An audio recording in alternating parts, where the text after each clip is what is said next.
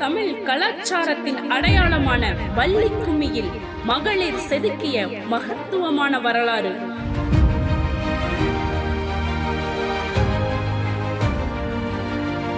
கடந்த ஆண்டு பிப்ரவரி 4 பெருந்துறையில் கொங்கு நாடு மக்கள் தேசிய கட்சியின் எழுச்சி மாநாட்டில் எழுச்சி தீபங்களாக 16,000 பெண்கள் கலந்து கொண்டு வள்ளி கும்மி அரங்கேற்ற நிகழ்வினை நிகழ்த்தி கிண்ண சாதனையில் இடம் பிடித்ததற்கான மாபெரும் பாராட்டு விழா.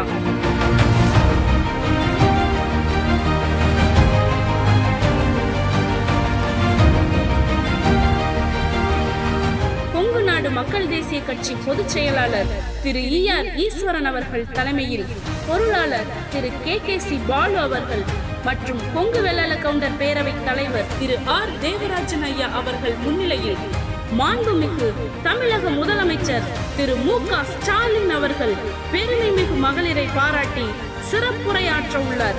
மாண்புமிகு அமைச்சர் திரு செந்தில் பாலாஜி அவர்கள் சிறப்பு அழைப்பாளராக பங்கேற்று வள்ளி கும்மி நடனமாடிய மகளிரை பாராட்டும் விழா சீரும் சிறப்புமாக நடைபெற உள்ளது.